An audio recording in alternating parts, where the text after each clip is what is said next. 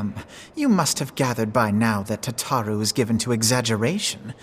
As you can see, I am quite well. Ul'dah, on the other hand, is not. This riot was anything but an isolated incident. There is a restlessness in the air. Tensions long simmering are at last threatening to boil over.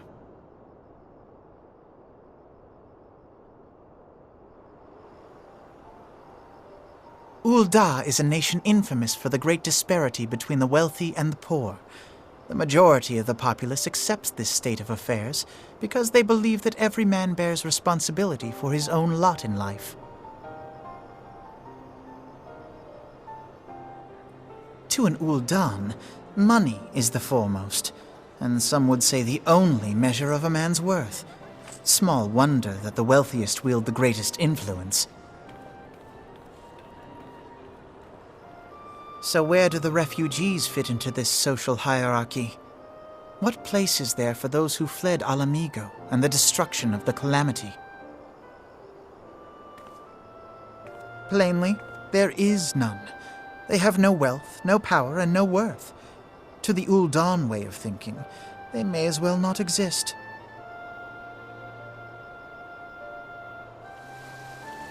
Choosing to ignore their existence, however, is patently not an option. General Rauban and the Sultana understand this, which is why they ordered the Immortal Flames to provide the refugees aid and succor. Yet none would dispute that the expenses incurred by this policy grow by the day, with no end in sight.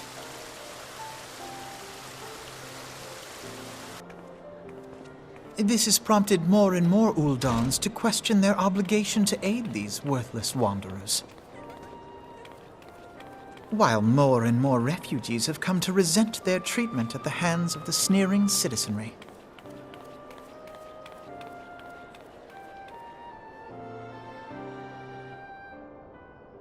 The manner of Lord Lolorito's refusal to grant the Dolmens asylum bespoke a disdain for all refugees, an attitude shared by the rest of the monetarists, and you may be sure they make no effort to conceal their opinions. It was only a matter of time before the refugees united in protest, nor is it any surprise that some among them would ultimately resort to violence.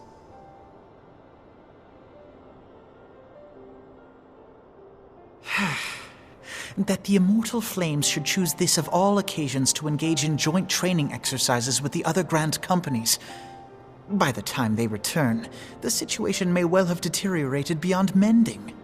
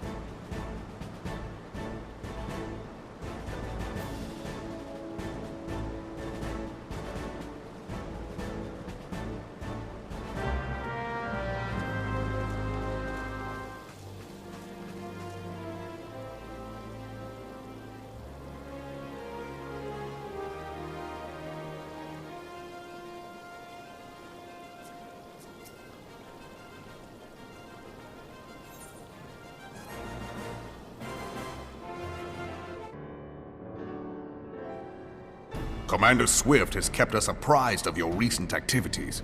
You've made great strides towards quelling the violence.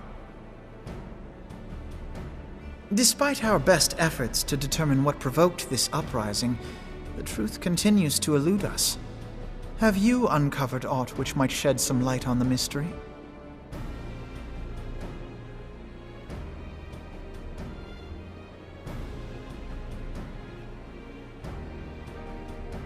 This information does not leave this room. The Syndicate's decision to reject the Doman refugees' appeal for asylum had lasting repercussions. A number of those displaced by the calamity claimed it was proof of a policy of discrimination. Together with a group of Alamegan refugees, they organized a series of demonstrations to protest against the Sultanate. Demonstrations which became heated, but did not descend into violence. Until a certain incident served as a call to arms. A unit of brass blades sent to supervise a demonstration loosed arrows upon unarmed protesters. It was this atrocity which prompted the refugees to take up arms. I need not tell you what followed. We assumed at first that the attack was born of a miscommunication. When emotions run high, they happen. But suspicions were raised regarding the unit's commanding officer, whom I ordered interrogated. Sure enough, our fears were soon confirmed. The dog confessed that a merchant had offered him coin to give the order. A merchant in the employ of Taleji Adeleji. Taleji Adeleji. But he spoke in favor of the Doman's cause, and has ever seemed sympathetic towards the refugees' plight. Why would he do such a thing? Know you of the Carteneau Reclamation Bill? It is a proposal to annex the Carteneau Flats so that refugees may establish permanent settlements. When last I looked, that was disputed territory.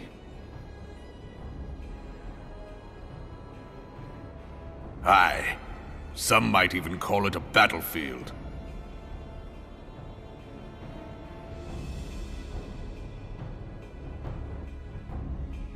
The destruction wrought by Bahamut was greatest at the Carteneau Flats. That much is common knowledge. What is less well known is that his rampage laid bare ancient Allagan ruins, of which no record existed. There are certain differences of opinion as to how these ruins should be handled, which is why each nation maintains a military presence in the region to this day. Yet differ though we may, we are still allies. Therefore, in the interest of preserving the Eorzean alliance, we have reached an agreement. Any conflict which may arise during the course of military exercises in the region shall have no bearing on relations between our nations. In full knowledge of this delicate state of affairs, Taleji Adeleji proposed the Carteneau Reclamation Bill. A shameless, bloody ruse which stands to benefit him in but one conceivable way. If successful, he will gain control over the disputed territory under the guise of assisting in the resettlement effort. And you can be sure he'll build an orphanage next to every Allagan ruin.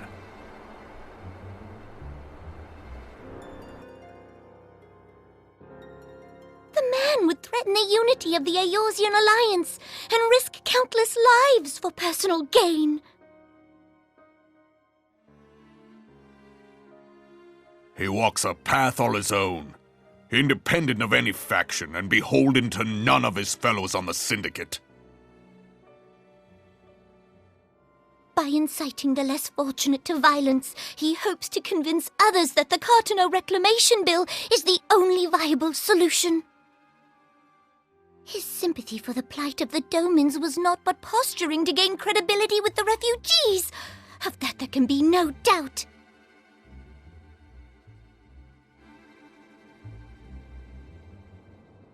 Forgive me, but what could possibly motivate Teleji Adeleji to go to such lengths? What is so special about these ruins that he would risk his position on the Syndicate, and, most likely, charges of treason against the Sultanate? Omega. Pardon?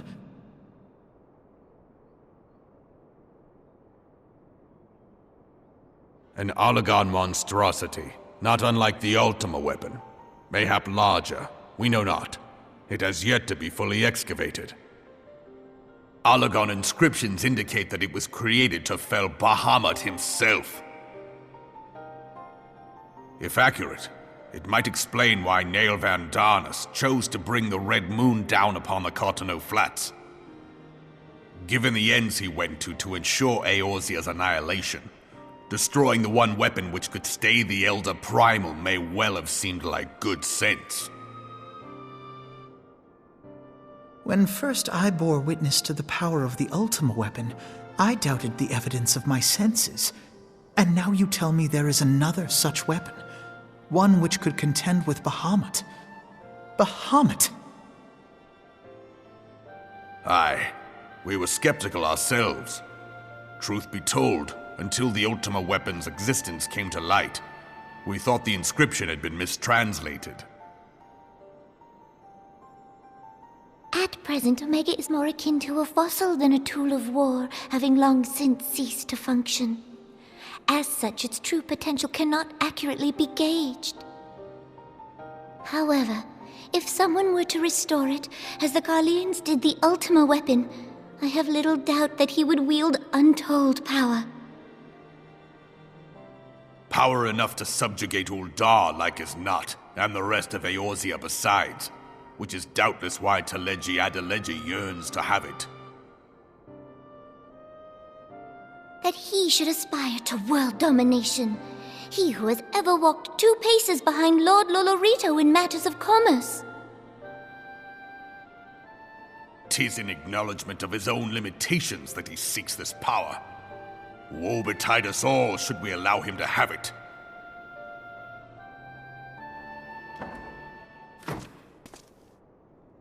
Pray waste no time chasing rats. Only a fool would believe that secrets can be kept in Uldar. It would seem the implications of the Sultanate's refugee problem are rather more far-reaching than we assumed.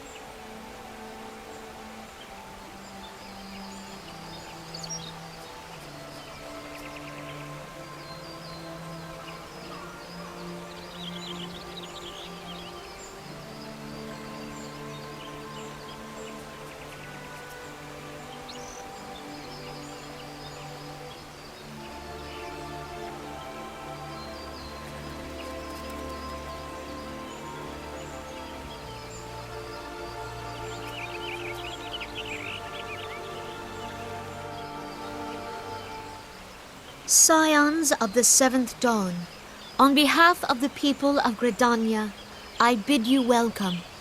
Your presence is of great comfort to us all in these days of uncertainty. I summoned you here to share tidings of a most urgent nature.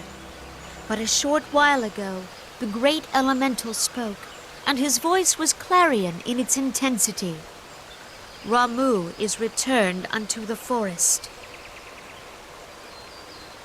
Scarce had his words ceased to echo in mine ears when we were visited by an emissary from Little Solace.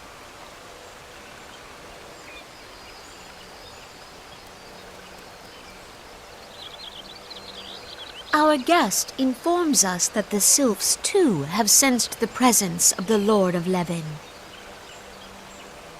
Though his exact whereabouts remain unknown, we may safely assume that the primal was summoned within the heart of the Sylphlands.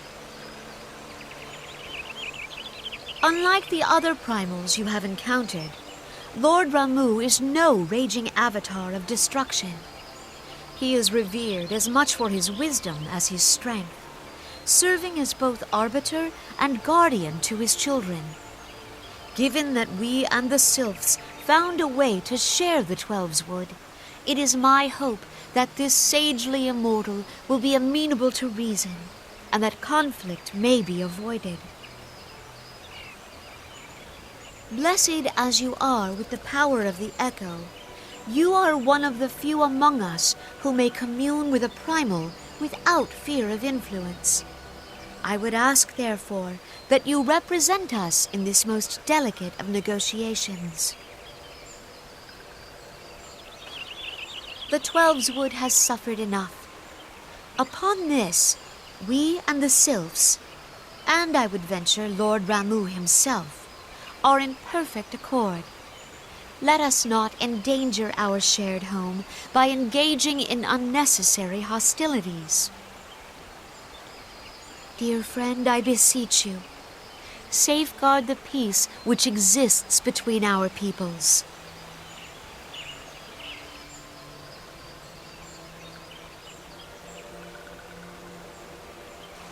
You have my thanks.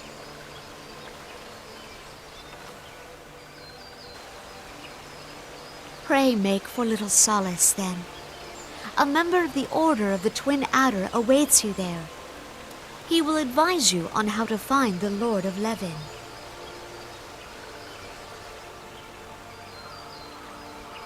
An ill wind blows through the forest. Yet, it is not only the Twelveswood that flinches at its coming. All the lands Veorzia shiver in dread anticipation. Have care.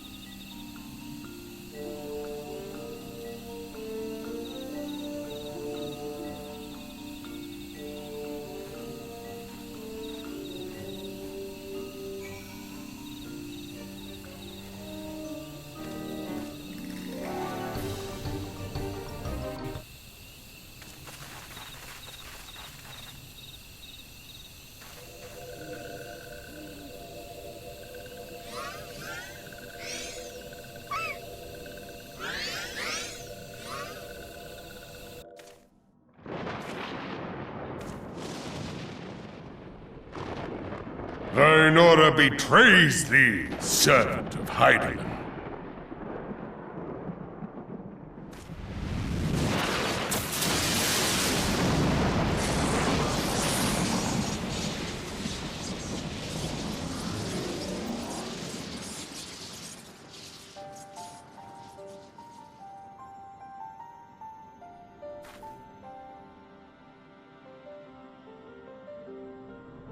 Thou art the bringer of light, bane of Ifrit, Titan, Garuda, and Leviathan. I am Ramuh, guardian of the children of the forest. Thou tramplest upon sacred soil, bringer of light. By what right doth man intrude in this sanctuary of the sylphs?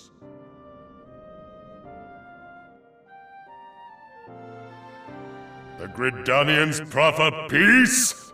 Their words are born of delusion, thine offer an insult.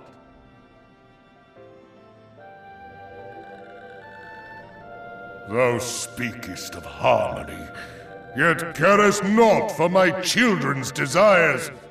They did but wish to dwell beneath these boughs in solitude. Yet even that was too much to ask of man. Thus did they turn to me for succor. The sentence I pronounce upon thy kind is just. Gridanian or Garlean, it matters not. The good intent of one excuseth not the misdeeds of the other. Thy conflicts have brought naught but anguish and misery unto the forest. All blame doth lie with the darkness that resideth in the breast of man. Whence sprung this calamitous seed? In the beginning no such duality existed. Were light and dark given form when man was born? It would explain much, not least why strife and sorrow follow ever in thy wake. Thou canst not deny the urgings of thine own nature. Knowing that thy mere presence here portendeth tragedy, wilt thou persist in this pretense of peacemaking?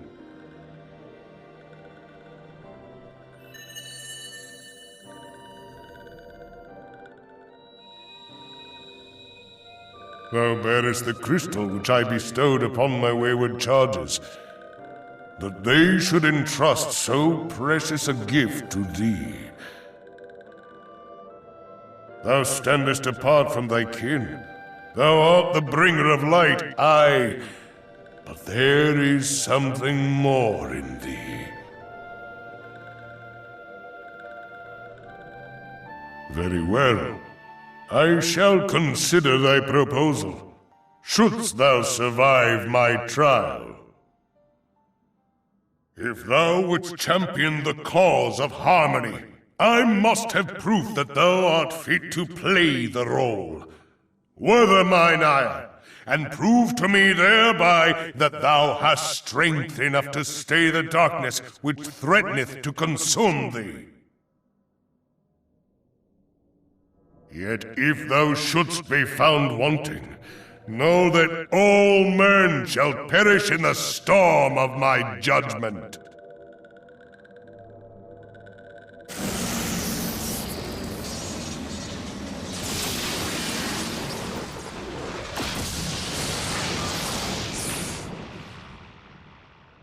Come to me, bringer of light. I shall await thee on the field of battle.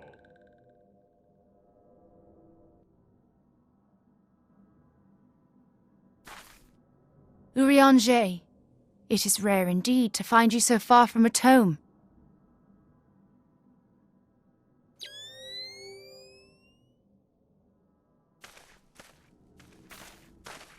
The Lord of Levin himself. Never till this day had I looked upon his visage, save in painted renderings made faint by time. Ever shall this scene remain etched in my mind's eye. Beg pardon, my lady.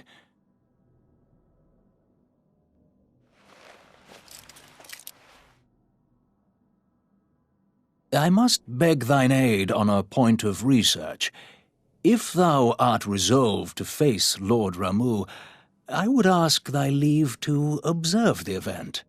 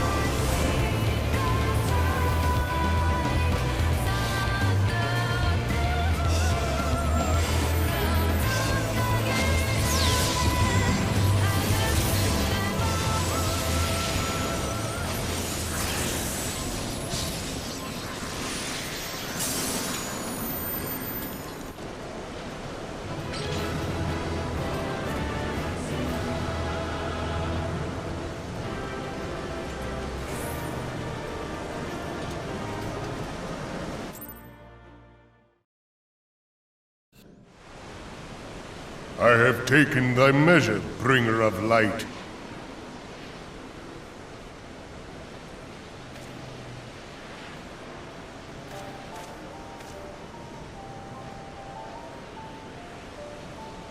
And I judge thee a worthy champion.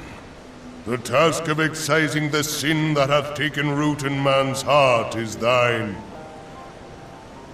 Shrink not from employing thy strength in service to the forest and the wider realm beyond. Like hungering shadows do the enemies of harmony gather, and meekness will but feed them. If man is to be delivered from the dark, it shall be by thy guiding light alone. Stray not from the path, for if thou dost, thy people shall be truly lost.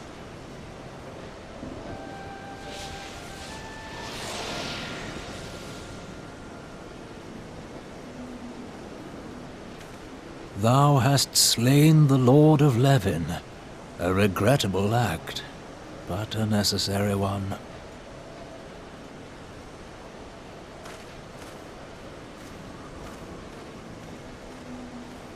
In witnessing thy struggle, a truth hath been revealed unto me. If I mistake not, it may yet prove a chink in the eternal armor of the Ascians. But let us conclude our present business. I shall expound upon my findings at the Rising Stones anon.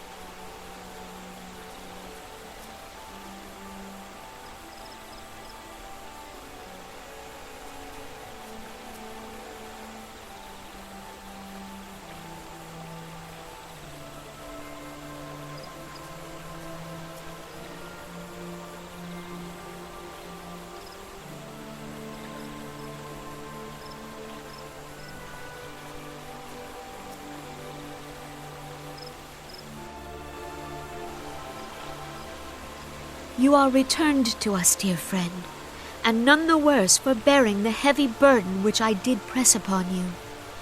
Most glad am I of this.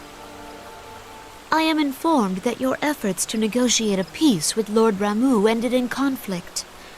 Pray tell me, what befell?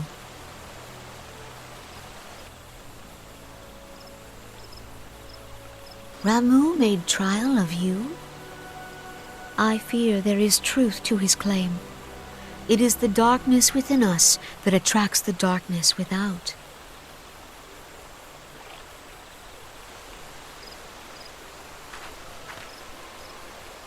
It cannot be denied that misfortune follows man. For evidence, one need only look to the conflict brewing in Carteneau, or to the rising flood of refugees. Our shared struggle against the Empire should have served to seal our union. Yet the ties which bind the alliance strain under the weight of gross self-interest.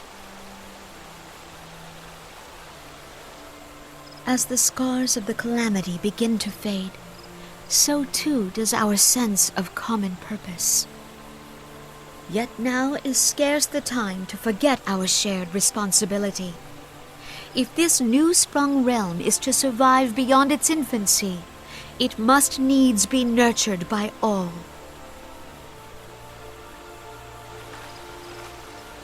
Eorzea must be as one, yet I fear that dream is still far off.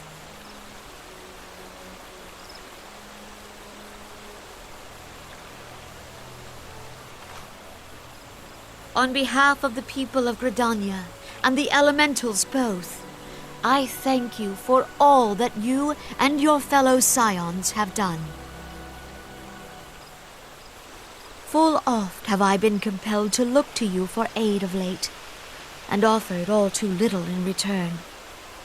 As leader of this nation, I shall endeavor to prove a more worthy ally to your cause henceforth.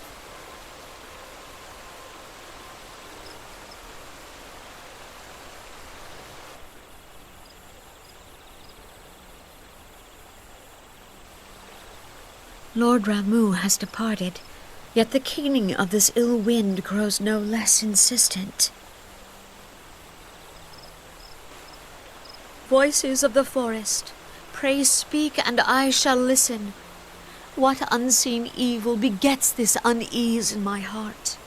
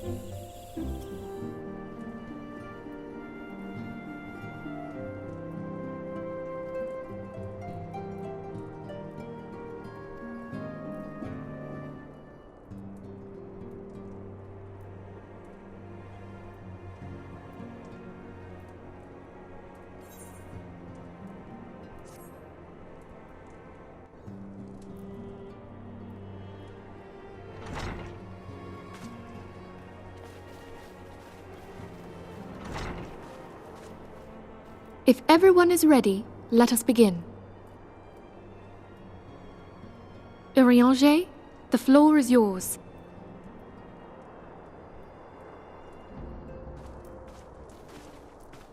As all here assembled now know, in its final hours as our Order's headquarters, the waking sands did play host to a most unexpected visitor.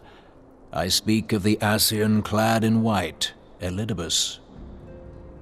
Unwelcome though his presence was, his words that day did serve to confirm a truth long suspected, that the Ascians are eternal beings, to whom physical destruction is as a temporary inconvenience. In the intervening time, Urianger and I have striven to discover a means by which the Ascians might more permanently be slain. And 'tis my belief that we have found the thread that will allow us to unravel the twisted skein of their existence. In the moments prior to Leviathan's most recent manifestation, the Sahagin elder who summoned him was observed to undergo some manner of ascension. The etheric readings taken by Y'shtola at the time of this transfiguration have proven most enlightening. The disruption to the flow of ether was sudden and dramatic. So tangible was the agitation, I scarce had need of my goggles. The significance of Y'shtola's readings might better be understood in the context of mine own, taken at the instant of the Lord of Levin's demise. Unlike the primal, the Sahagin was not subject to etheric dissipation. Before discussing our new discoveries, it may benefit us all to recall what we know of etheric behavior.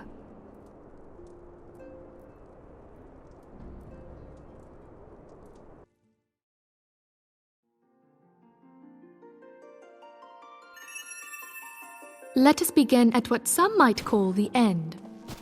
When we who dwell in the material realm die, our spirits dissolve into the flow of ether and are returned to the ethereal realm. In turn, the restless energy which suffuses that plane streams back into our world, giving rise to new life. 'Tis as the heavens did decree, the way of all mortal souls.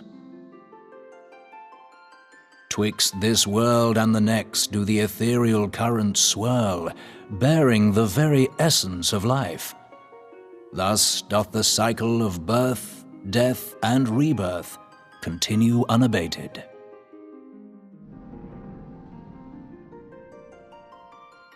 Primals behave somewhat differently. In order to manifest and then maintain a physical presence in this realm, they must consume vast quantities of ether, most often in the form of crystals. Though they may seem to live, their flesh is but ether given shape.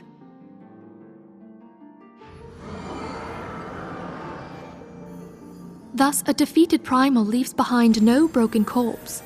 Rather, the essence of its form seeps back into the land whence it came, and the energy of its shattered spirit is called back to the ethereal realm. And there it waiteth, till next the prayers of the faithful do draw it forth from the sea of ether, to take their offering of crystals and make for itself a new body.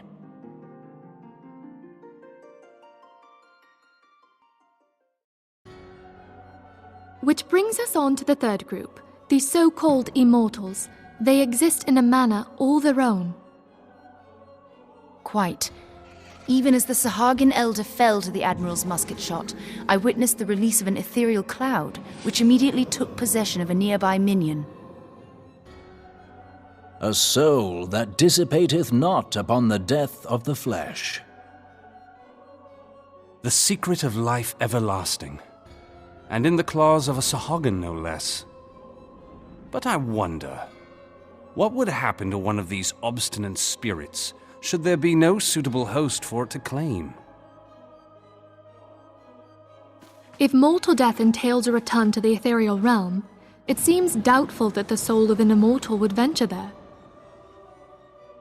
Nay, it merely withdraweth a distance, unto the shore of the ethereal sea, perchance, but no further. Yes, it exists in neither this realm nor the next, abiding instead in the space that lies between them. The Ascians took control of Thancred by means of a crystal of darkness, an artifact which, if our theories are correct, serves as a gateway to the place I have just described. I was hoping people had forgotten about that. I am sorry, my friend. For a mercy, the weary road of our research hath brought us unto an answer. The Sahagin ascended to an immortal state, but he did not possess a crystal of darkness through which to flee this realm. Thus was he consumed by Leviathan.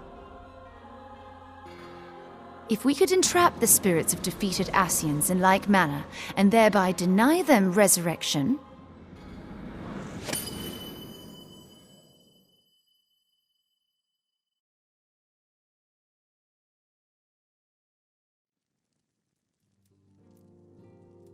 Therein lieth the path to victory. Thou art most perceptive, my lady. Only when we have trapped the bodiless soul within an ethereal prison can we hope to defeat its unnatural constancy. Thus might even an eternal paragon be consigned to oblivion. These feats are, of course, far easier said than done. At present, we lack a viable means to entrap and extinguish an Ascian soul. Yet, I believe it to be possible. The pieces of the puzzle lie before us. We have but to put them together.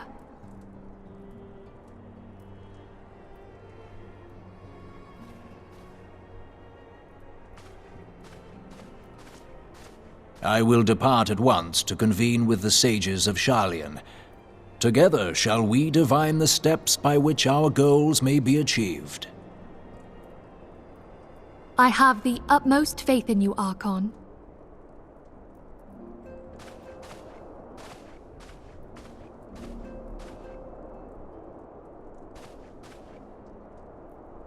Beg pardon, antecedent, but I would raise one final matter. Even now, a Ishgardian survey party seeketh to ascertain the fate of the students of Baldessian. Their findings shall soon be known to us. Though you harbor feelings of dread, I bid you surrender not to sorrow, but abide instead in hopeful prayer. I shall, Archon. Thank you.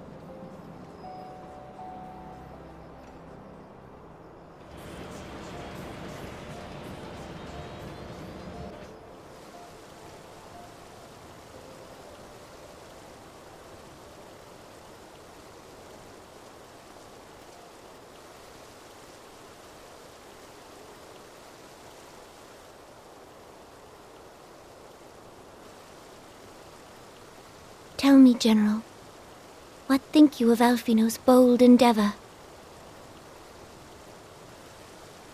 I think it is more than bold, Your Grace. His organization would pave the way for a united Eorzea. Well do I understand his impatience, since facing the common threat of the Ultima weapon, our nations have seemed farther apart, not closer together. Considering the many problems we face, should we not be glad that someone else is taking the initiative? We have all pledged our cooperation, yet the grumbling continues behind closed doors. Ul'dah is not alone in her duplicity. I myself have doubts as to the good this organization will achieve. With the inclusion of the finest soldiers of the 3 grand companies, it promises to be a fearsome military body. But whom will it serve? Even under the watchful gaze of the Scions, it is not unthinkable that such a force could perpetrate a great wrong. Does it not concern you that a significant proportion of its financial backing came from the coffers of the Syndicate? That those unprincipled worms might forge this extraordinary gathering of warriors into a private army? I have trust in the Scions, Your Grace. They have spared us no end of trouble at the hands of the primals. If they seek reinforcements, I deem it unwise to deny them. As for their finances, full many gave generously. And though our nobles proffered a sizable sum, their coin did not spill from the pockets of Lolorito and his cronies. And what of the presence of our stalwart adventurer friend in this endeavor? I doubt the Warrior of Light would betray our cause.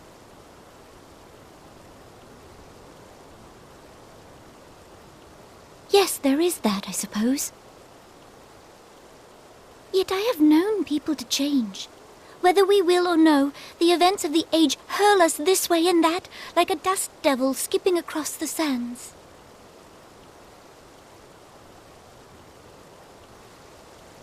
Cannot be done about Telechi? I have explored all avenues available to us, Your Grace.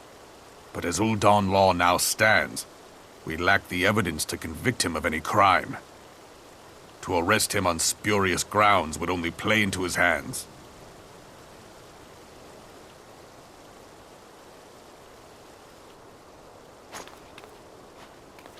He has all but committed treason, and yet we can do nothing?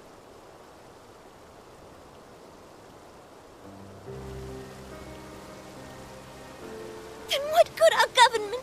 What worth the royal house? How deplorable this mockery of justice!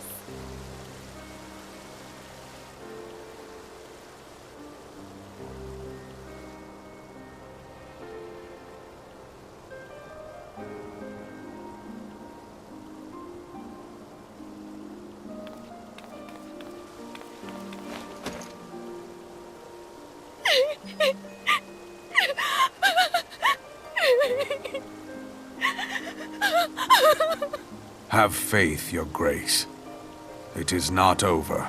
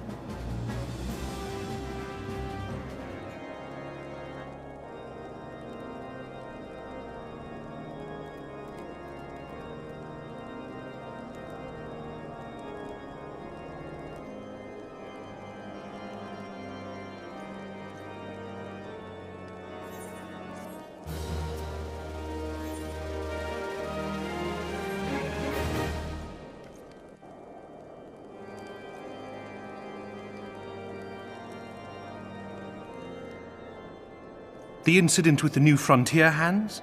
No, you need not elaborate. I have been following their progress with no small amount of interest. Brave men and women all. They do our nation a great service. The existence of a fortified outpost in Mordona will do much to dissuade the Empire from trespassing on Kurthus soil.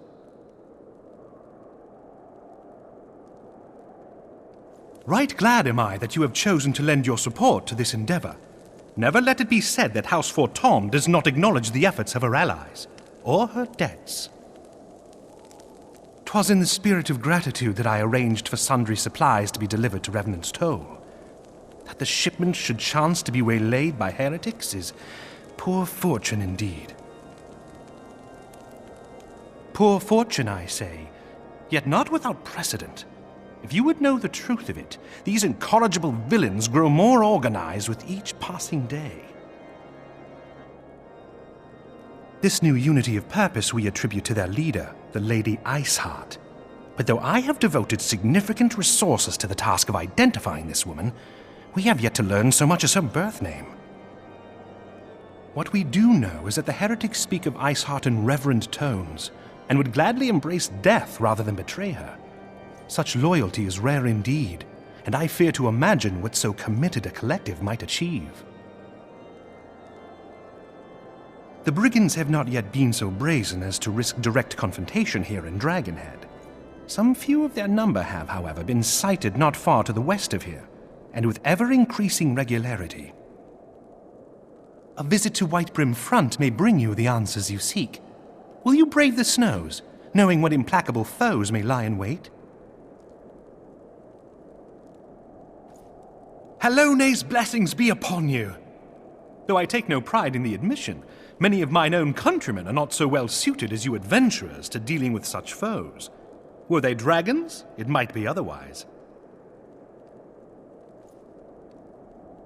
But truly, I could not wish for a finer ally. You have done much for my house in the past, and I have no doubt but that I shall have cause to celebrate your deeds again ere long. Should you learn aught of value, pray return to me forthwith. A warm hearth and a warmer welcome shall be waiting for you.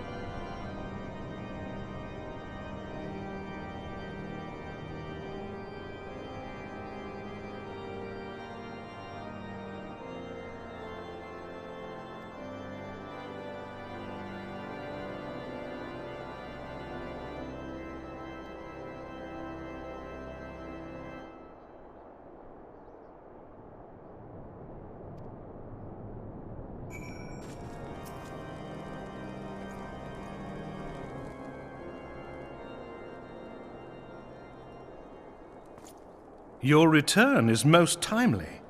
Of their own accord, my thoughts had turned to your task and the progress thereof. I confess, my imaginings tended toward the grim and bloody.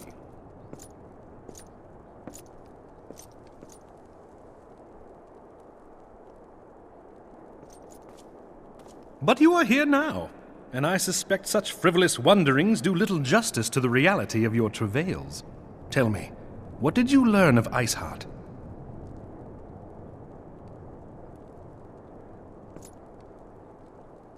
Indeed, and this transpired at Snowcloak? Of all the highlands, that towering wall has borne the worst of the region's brutal shift in climate. So inhospitable has Snowcloak become that we have still to survey the area in its entirety. Could its frozen heights conceal the heretics' hideaway? Mayhap a more robust reconnaissance effort is in order. Putting such considerations aside for the moment, we still know far too little of this Iceheart. That she is capable of commanding such a band of fanatics bespeaks natural authority, and no small measure of charisma. As much as I would like to fathom this mystery with you, the situation has grown beyond my personal purview. I am bound by duty to inform the Temple Knights and request that they bring this matter to its conclusion. Given the glowing reports the new commander has garnered thus far, I am certain that they can be relied upon to take appropriate action. Though Iceheart's true identity yet eludes us, you have provided us with a point from which to begin. Sometimes it takes but a single stone to prompt an avalanche. On the matter of the stolen provisions, I have already made arrangements for a second shipment to be sent to Revenant's Toll. I could not well allow such an honorable venture to be undermined by one miserable setback.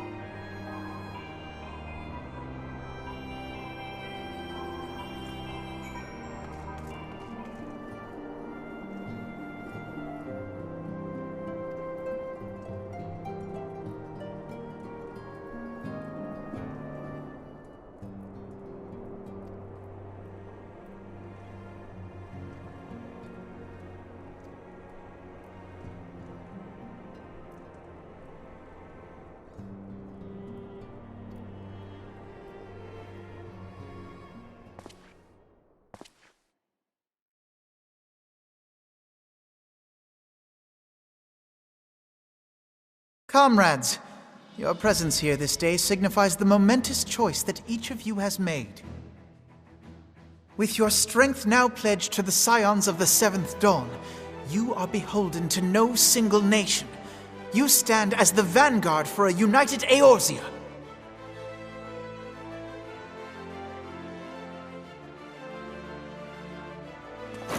From this moment forth, I declare you Crystal Braves. Let us mend this fractured realm and face our enemies as one.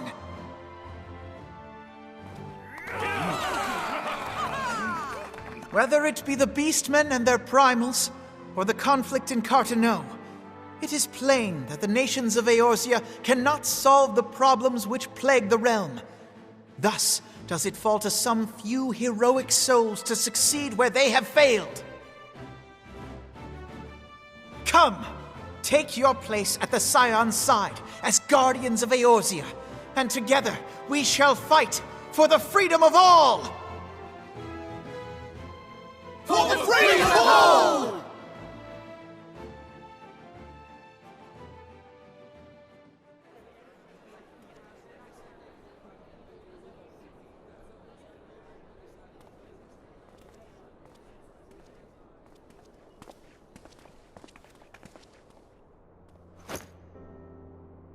A rousing speech, Alphinaud. Or should I say, Crystal Brave Commander Leveilleur? Please, Antecedent. The title is honorary. I shall not be leading the troops into battle, as it were. We are of the same purpose. Let us join hands and do what must be done to save this land. The Scions stand ready.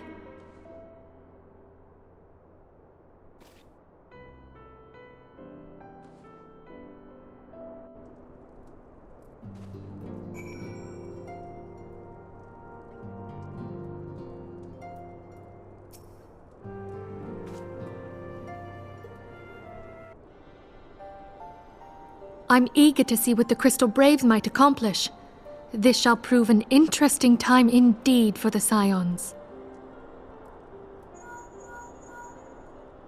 Yes, I'm listening.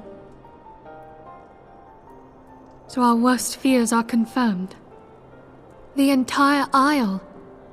Such power defies comprehension.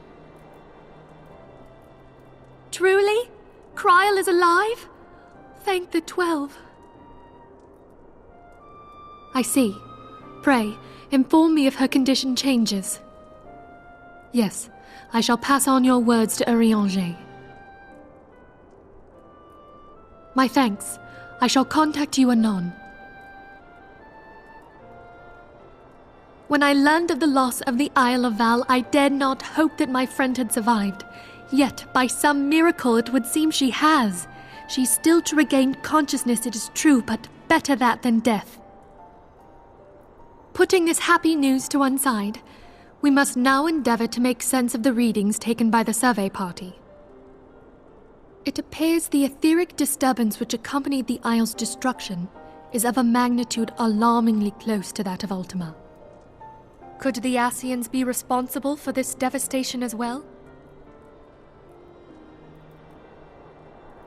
I wonder, have you heard aught from the Mother Crystal since the battle with the Garleans?